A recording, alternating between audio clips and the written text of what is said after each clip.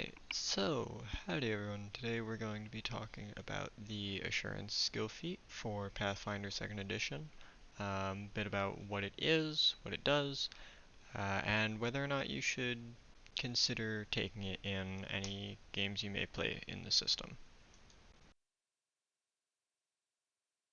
So let's start by talking about the feat itself.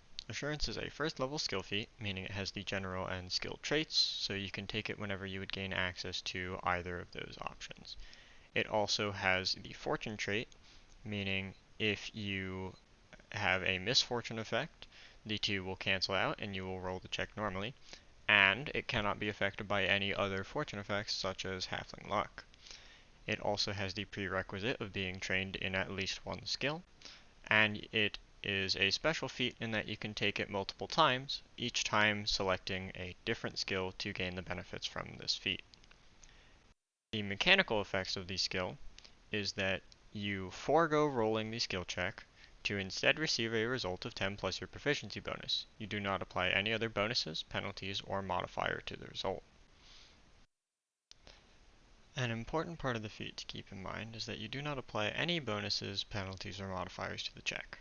This means you do not get any of the normal static bonuses, such as your ability scores and item bonuses, and you also don't apply any circumstantial or status bonuses from things like guidance or a successful aid action. This does, however, mean you also don't apply any penalties to the roll, from things like negative conditions or your multi-attack penalty. For those not aware of how the Pathfinder 2nd Edition proficiency bonus works, it is equal to your level plus what I will call your proficiency rank, which is either 2, 4, 6, or 8 respectively, depending on whether you have trained, expert, master, or legendary proficiency in the skill. Assurance does have an upgrade of sorts called Automatic Knowledge. Automatic Knowledge is a second level skill feat which requires you to be at least expert in a skill with the Recall Knowledge action, and you must have the Assurance skill feat applied to that skill.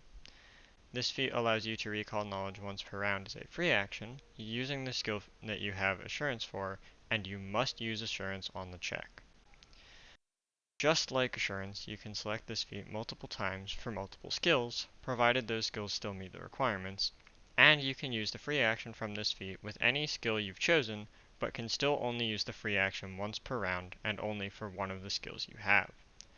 For example, if you had automatic knowledge with both nature and religion, you would not get to recall knowledge with both skills as free actions on your turn. You would need to select one of those two to use with your automatic knowledge action, and any other recall knowledge checks you wanted to make would have to be done with the normal action cost. This feat does require you to use Assurance for the recall knowledge check you make with the free action, but if you want to spend an action to recall normally, you can choose whether you want to take Assurance, just like with anything else. With that in mind, what does this mean for the feat? The mathematical average on a d20 is 10.5, so statistically, Assurance will only beat out rolling if you have a net negative modifier on the check. As a result, the only real benefit of using Assurance in most circumstances is guaranteeing a set outcome, protecting you from very low rolls at the cost of losing the ability to roll high and possibly increase your degree of success. It really is meant for what it says at the start of the feat, which is that even in the worst circumstances, you can perform basic tasks.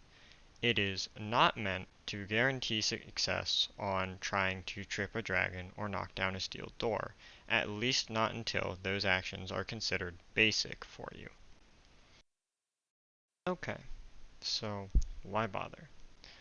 Most of the time, you're going to be attempting tasks of around your level, and if you do end up attempting a task that's far enough below it to where Assurance would guarantee your success or even a critical success, the odds of you failing on the roll are going to be very, very low. Probably only failing on around a 3 or lower, or in some cases even a 2 or a 1 or lower. So, what benefit does Assurance give you? Well, the only real benefit it gives you is making sure that you don't fail. It is not insurance. It does not protect you if you roll poorly and your assurance roll would be higher. It's there so that you don't risk the failure in the first place. It's not a perfect measure because in most cases where you're going to be doing something of around your level, it will probably fail, as you'll see throughout the rest of the video.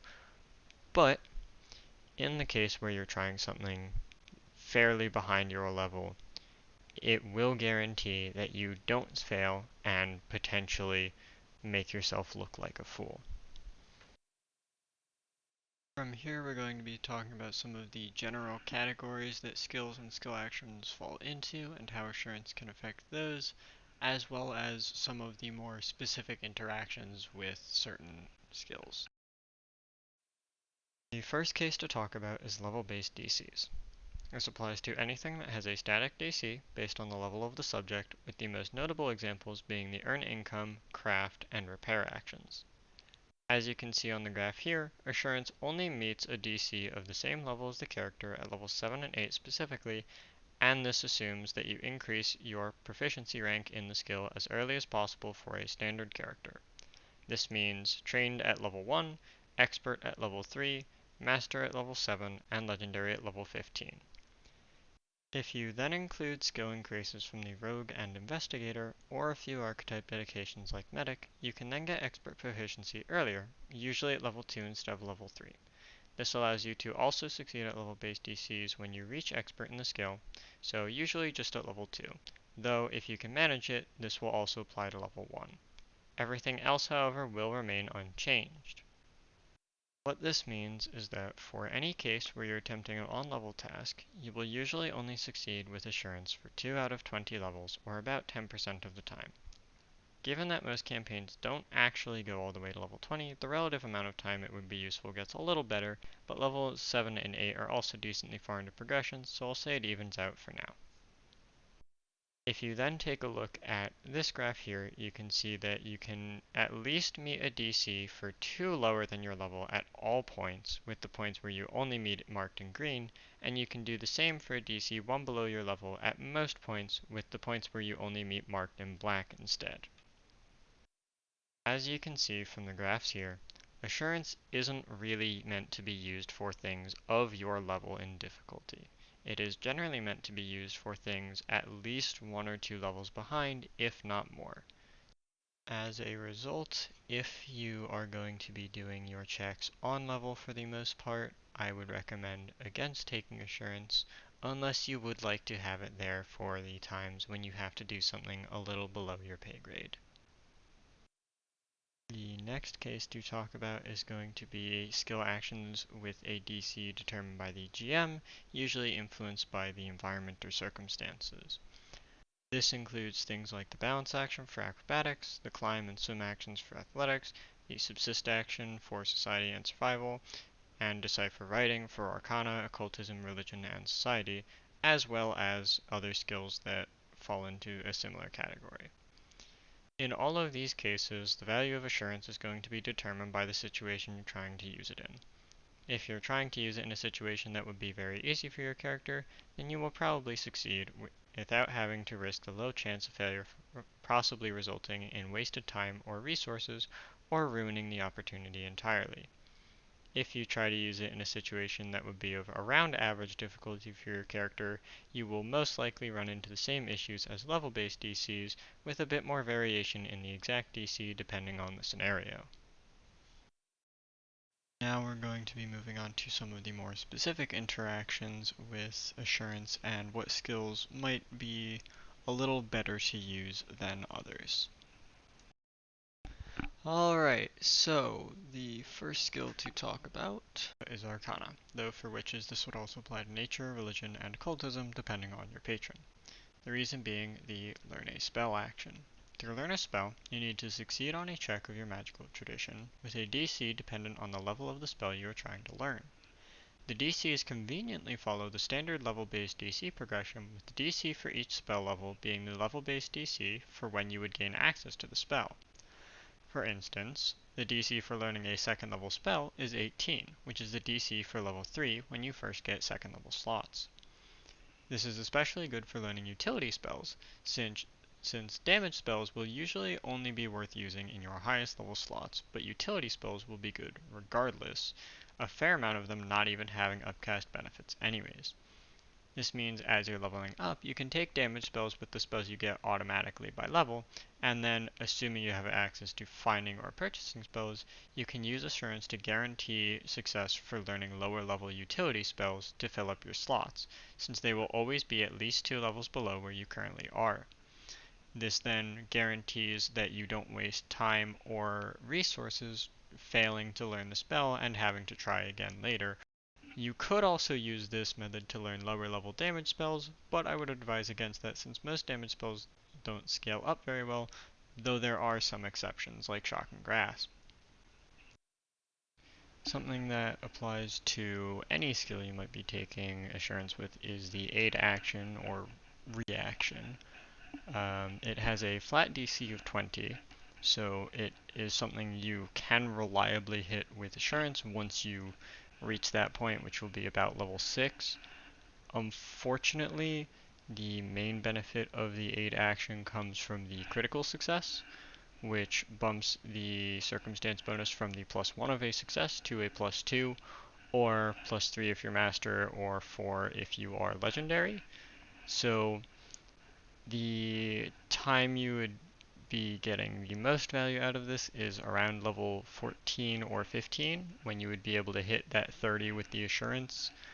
And so it's not the best use of it. I wouldn't take Assurance for the aid action, but if you have Assurance for a skill you can use to aid someone, it may not be, it may be worth it. If you want to focus on aid specifically though, I would strongly recommend taking other things like the human's cooperative nature and cooperative soul feats, or the gunslinger's fake out feat.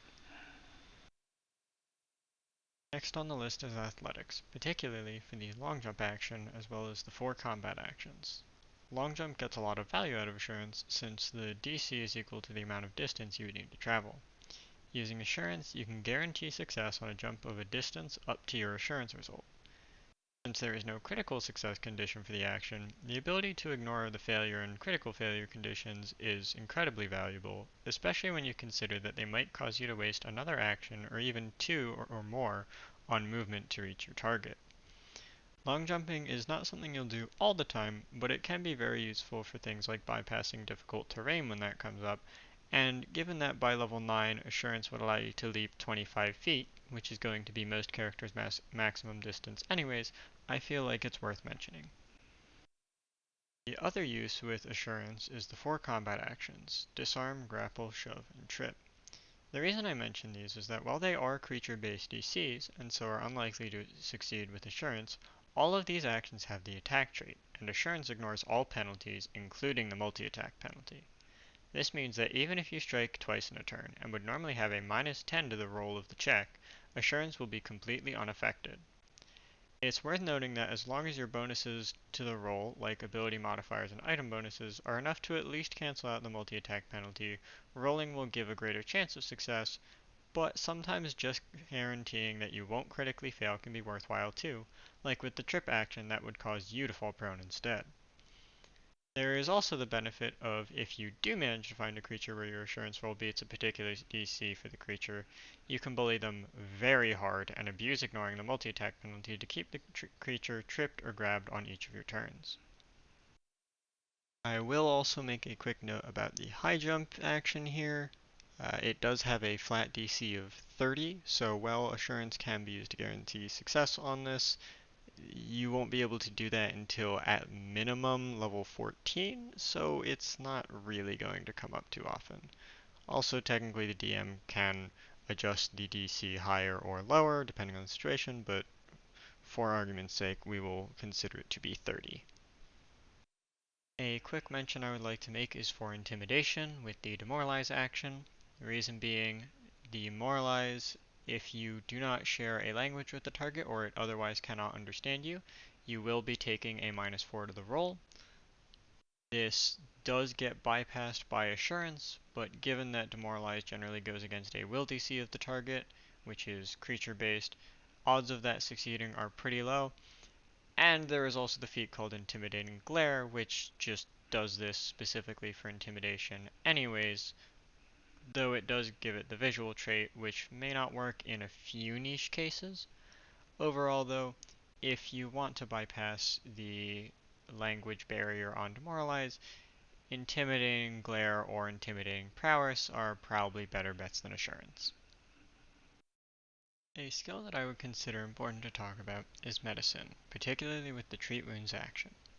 If you don't have a source of magical healing in your party, like a cleric, this will probably be the main way you heal up after combat, or in the case of the Battle Medicine feat, in combat as well. On screen now you will see some comparisons of the average healing you can expect from rolling the Treat Wounds check versus using Assurance. While rolling still beats out Assurance most of the time, especially if you invest in your Wisdom score, I would like to make the point that sometimes you really need that healing, and the chance of a little extra isn't a risk worth taking. Treating wounds normally, out of combat, failing that check could mean you have to spend another 10 minutes standing around trying to patch your party members up, and that might not always be time you have available. With Battle Medicine, you can only use it once per day on each target, so you really want to make sure you get your value out of it, and don't get screwed over by a low roll.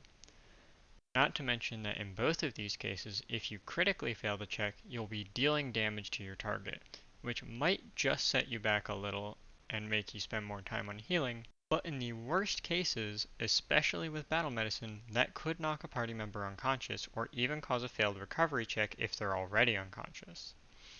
In these cases, the value of being able to guarantee the success of the check is immeasurable, even if you might have a chance to get a few more hit points out of rolling normally. Another skill with a specific interaction is Society with the Create Forgery action, which is a DC 20 secret check, but made by the DM.